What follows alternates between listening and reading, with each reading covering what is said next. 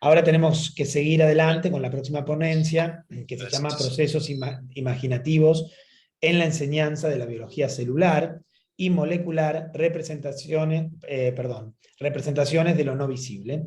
Y están los colegas Carlos García Tobar, Carlos Ignacio Soto Zárate y Luis Mauricio Rodríguez Salazar, ya en la sala, así que no sé quién de ellos tomaría la palabra para esta segunda ponencia.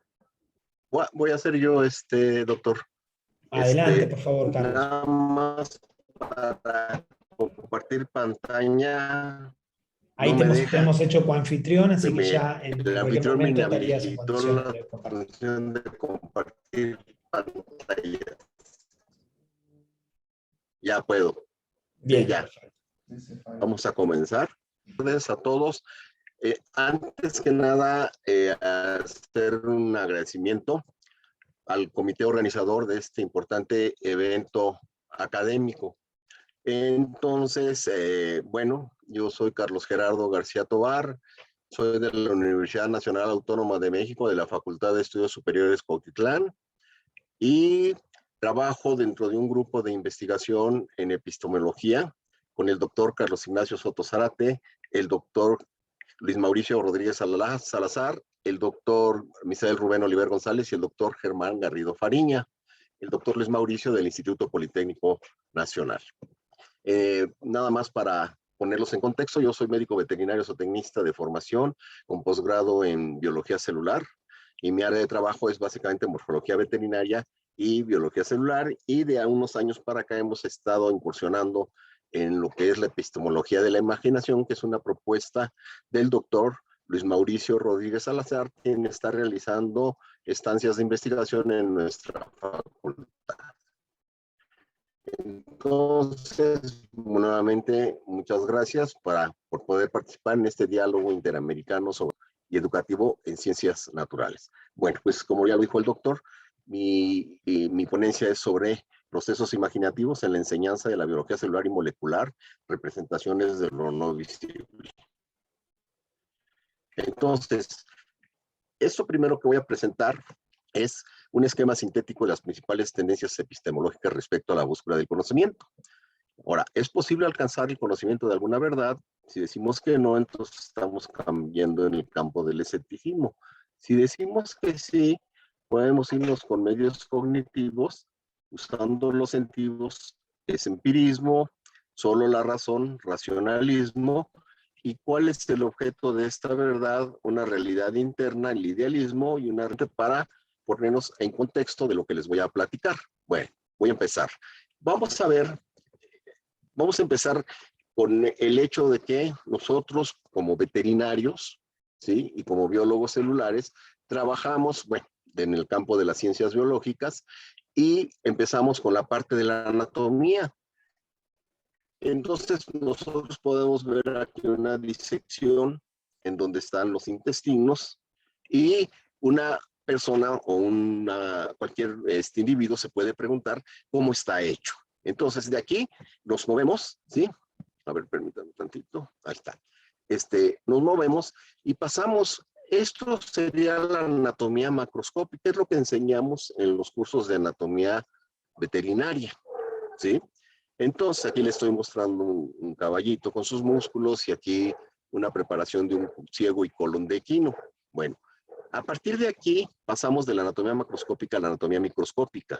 Usando este instrumento, el microscopio, podemos observar ahora cortes histológicos, y podemos pasar a otro campo que es la anatomía microscópica, en donde podemos ver cómo se ve el epitelio de un intestino, ¿sí? Con sus vellosidades, ¿sí? Y sus células con microvellosidades. Ahora, vamos a iniciar el viaje de la imaginación de lo macroscópico a lo microscópico. Eso significa que vamos a pasar hacia la imaginación a una realidad posible. ¿Qué quiere decir esto? Que nosotros estamos viendo algo primero macroscópico y empezamos a imaginar cómo será lo microscópico.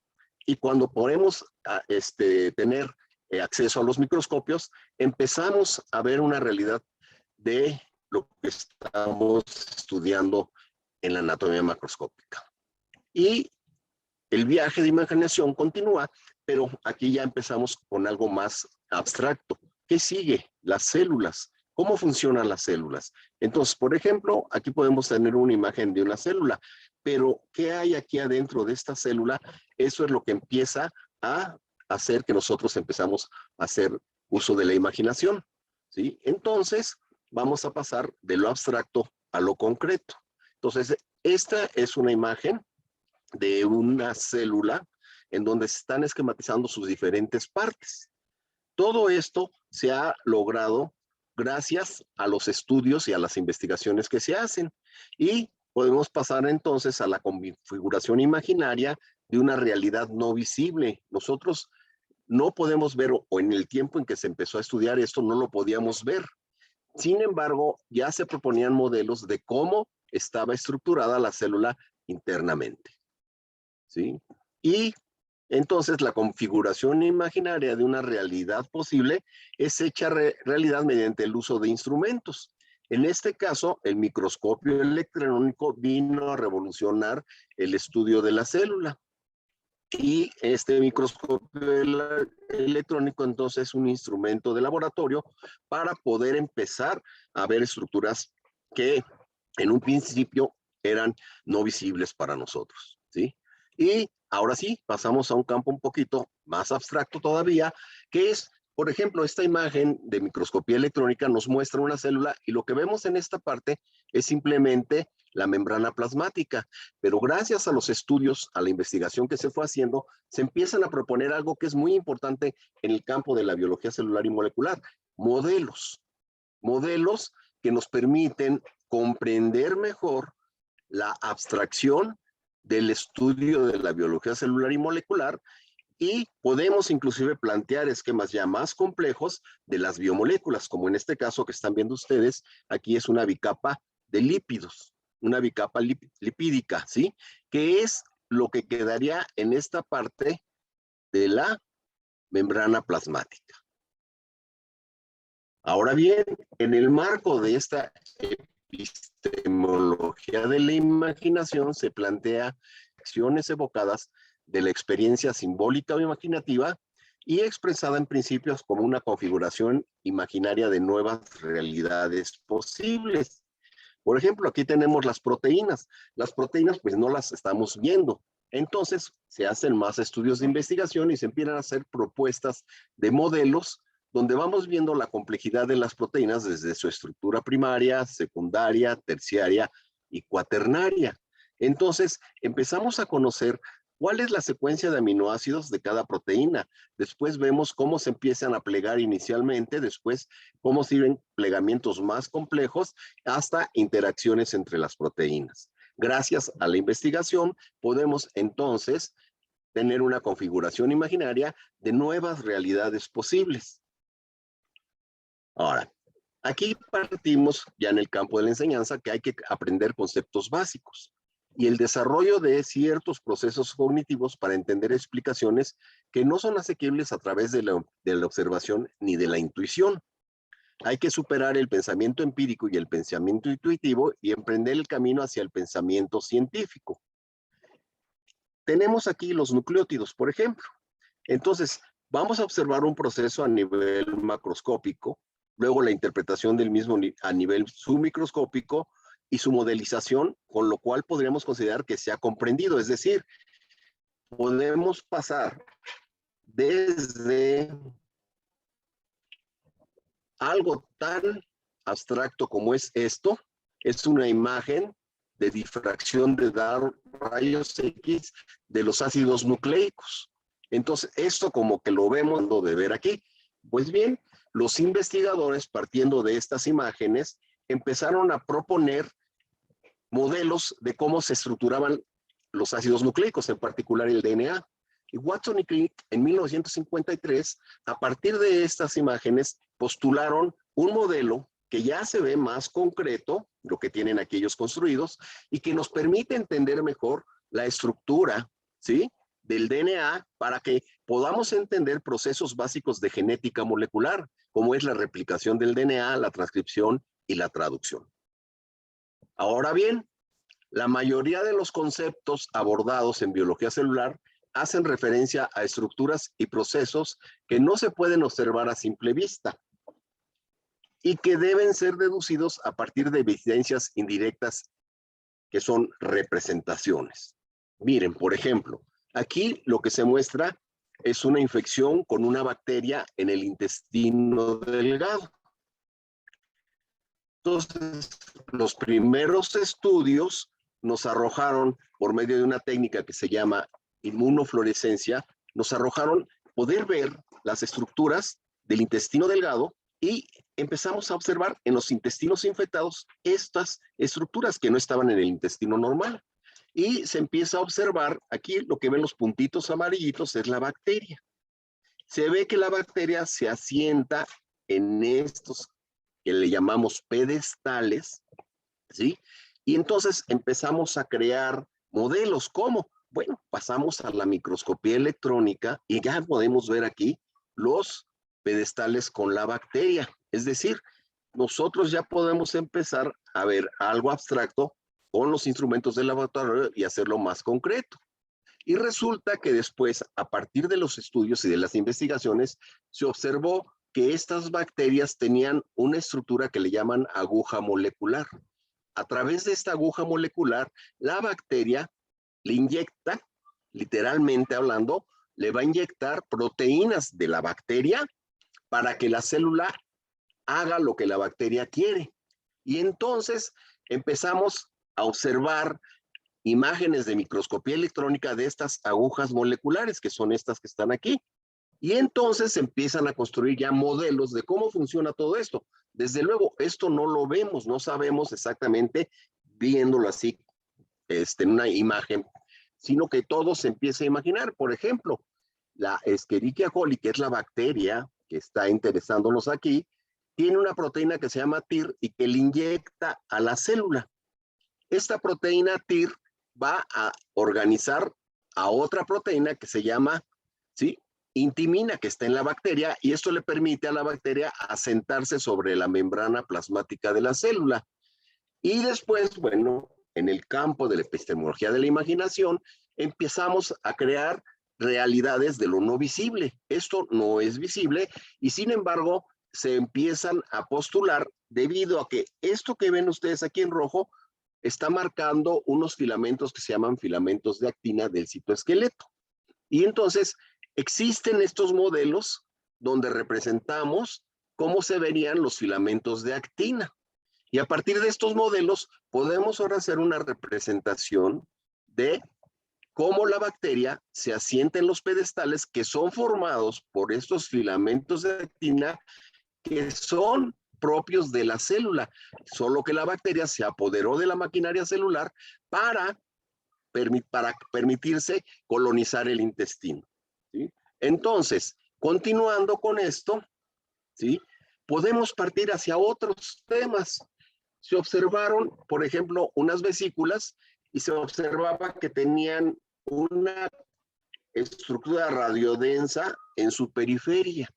Esas vesículas fueron purificadas y observamos esto como canastitas. Y entonces, con trabajos de investigación, purificando las proteínas que están aquí, se pudo armar este modelo de una estructura que le llamamos el triskelion. Esta estructura se ensambla, polimeriza y va dando origen a esa canastita que nosotros vemos. Son como, las proteínas vienen siendo como unos Y, pero con una superficie cóncava. Al irse ensamblando, forman esta canastita. Entonces, esto podemos ahora decir que estamos generando conocimiento mediante configuraciones mentales aplicadas a la realidad. Y después podemos crear modelos, ¿sí?, más complejos para entender el resultado de los procesos de investigación a la realidad. Es decir, estas proteínas van a ensamblarse en relación con la membrana de un organelo que se llama retículo endoplásmico, por ejemplo. Y al irse ensamblando, ¿sí?, estas van a formar una vesícula, ¿sí? Y esta vesícula va a contener una carga, proteínas y lípidos, que van a moverse de un organelo a otro organelo de la célula. Y lo que se empezó a observar que había vesículas, les llamamos cubiertas, a la proteína se llama clatrina, y después veíamos que estas cubiertas se perdían y quedaba ya solo la vesícula. Estas proteínas podrían regresar a la membrana y volver a formar otra vesícula. Estas vesículas son muy importantes en la función de las células porque estas vesículas transportan proteínas y lípidos entre los organelos de la célula para que vayan pasando, por ejemplo, de retículo endoplásmico al aparato de Golgi. En retículo endoplásmico se sintetizan este tipo de proteínas. En el aparato de Golgi se maduran y del aparato del Golgi pueden ser enviadas a diferentes sitios de la célula, como son los lisosomas o la membrana plasmática. Continuando, entonces, en aspectos ya prácticos de enseñanza, nos vamos a las prácticas de laboratorio. Entonces, podemos poner, y de hecho lo estamos haciendo, a los estudiantes a realizar diferentes técnicas de laboratorio que les permiten observar y también poner la imaginación de por medio. Esto también ha despertado el interés de los alumnos y también nos ha permitido tener una mejor comprensión de los conocimientos revisados. Y entonces, vamos a decir que el trabajo en el laboratorio tiene tres partes, que son la observación, que la llamamos, la denominamos permítame tantito. Bueno, perdón, es que traigo aquí el teléfono, una disculpa. Entonces, el trabajo en el laboratorio tenemos la observación que nos permite el razonamiento práctico. La imaginación que nos da el razonamiento simbólico imaginativo y la creación de un producto tangible que nos da el razonamiento formal. Todo esto y podemos entonces deducir que la observación está cargada de teoría, o sea, que completamos lo que vemos con lo que sabemos, que es la parte de nuestra tesis epistemológica. Y entonces, pues, los cuales van mostrando, ¿sí?, lo que obtuvieron en el laboratorio y lo que en ellos despertó, lo que vieron y lo que no se ve para formar un modelo, ¿sí? Y entonces vamos a generar conocimientos en el ámbito de configuraciones mentales y aplicarlo a la realidad. Esto forma lo estipulado en la epistemología de la imaginación, permite la creación de configuraciones imaginarias de realidades no visibles para representar procesos celulares. Es la propuesta del doctor Luis Mauricio Rodríguez Salazar, con quien estamos trabajando en la FES Cuautitlán para los seminarios de investigación que hacemos con respecto a esta epistemología de la imaginación. Lo que les puedo mostrar, por ejemplo, aquí, podemos ver estos modelos, estos son células, que fueron modelos, fotografías que fueron obtenidas a partir de microscopía. Y ahora sabemos que hay filamentos de actina, los que les mencioné hace rato, pero estos sí son en células normales, y entonces empezamos a deducir cómo pueden estarse estructurando estos filamentos para formar estructuras como los lamelipodios, que son estas estructuras, o los filopodios, que estos que parecen como hilitos. Y entonces, a partir de la epistemología de la imaginación y la triada cognitiva, podemos empezar a modelizar cómo están compuestos o cómo están funcionalmente trabajando estas estructuras, ¿sí?, que resultan de la polimerización de la actina. Ahora, esta triada cognitiva, con el razonamiento formal, razonamiento práctico, razonamiento simbólico imaginativo, ¿sí?, nos permite que entonces configuraciones imaginarias de realidades no visibles, para que con las diferentes técnicas experimentales de la biología celular sean realidades visibles. Es decir, evidencias que vamos a nosotros a reportar, ¿sí? Y estas evidencias son mediante las representaciones en un portaobjetos, papel, placa, etc. Entonces, si nosotros vemos esta célula, esta es una célula que fue fijada y fue marcada para ver los filamentos de actina. Pero a partir de aquí empezamos ya a hacer otro tipo de experimentación. Por ejemplo, aquí ponemos una sustancia que atrae a esta célula. Y esta célula empieza a formar este mismo lamelipodio. Entonces ya podemos ir creando, ¿sí?, modelos que nos permiten, ¿sí?, ver lo no visible, o tratamos de ver lo no visible a través de estos modelos. Por ejemplo, una bacteria va a producir unas proteínas que atraen a esta célula, que es un neutrófilo.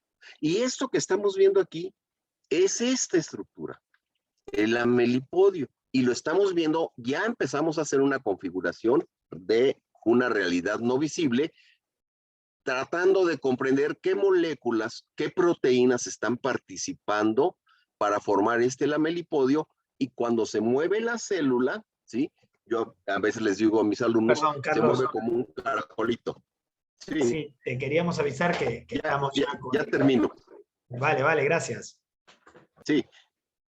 Sí. Entonces, la epistemología de la imaginación se fundamenta en la trilogía de crear configuraciones imaginarias de realidades posibles, probarlas en el laboratorio y después, con la acumulación de evidencias, darle formalidad.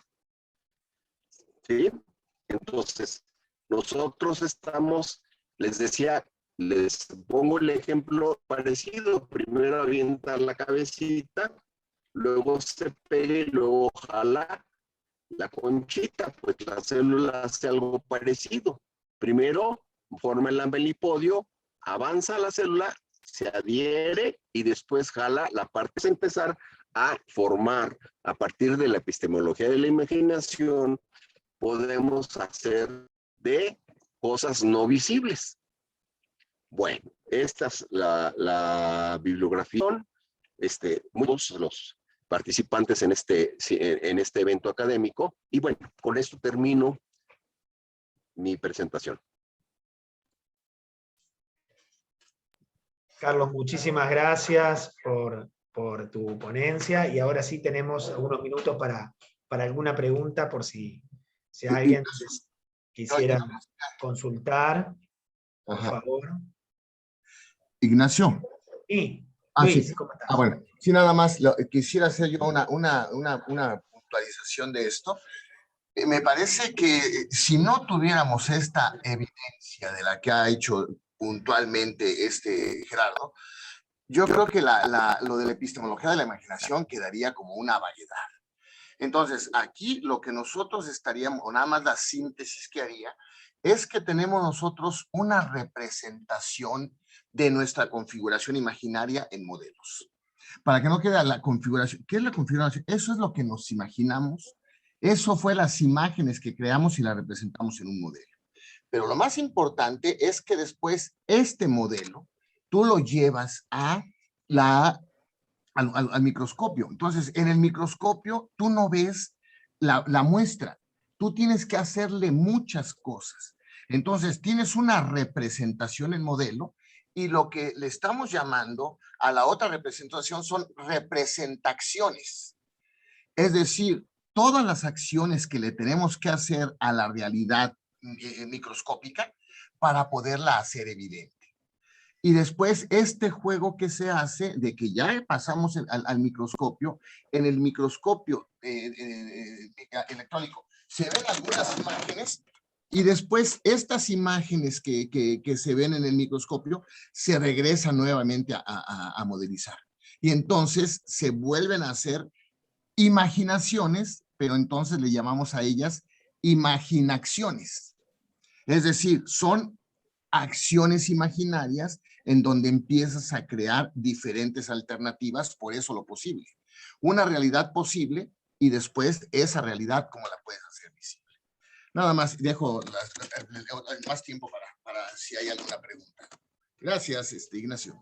No, por favor, Luis Mauricio. Y la verdad que interesante esto que se va notando, ¿no? Cómo va este juego de diálogo entre distintos tipos de representaciones que se ponen en juego, distintas cuestiones. No sé si hay tenemos tiempo para una pregunta más referida a esta ponencia, a ver si ahí tenemos. Sí, por favor, Mariano. Hola, buenas tardes, saludos desde Chile. Una consulta. Mire, lo que pasa es que una cosa es lo que nosotros observamos a través del microscopio, obviamente es una representación instrumental, versus lo que dibujan los estudiantes al observar el microscopio. Eso es una representación artística. Y eso genera, ¿qué cosa? Un obstáculo epistemológico.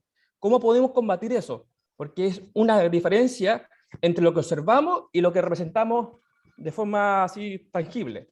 Y eso también pasó en la historia de la ciencia, en el sentido de que Anton van Leeuwenhoek, por ejemplo, dibujó animálculos que observó a través de un microscopio, pero después lo llevó a un libro.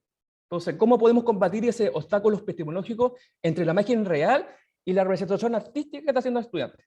Esa es la pregunta. Gracias. Bueno, Si me permites, nosotros...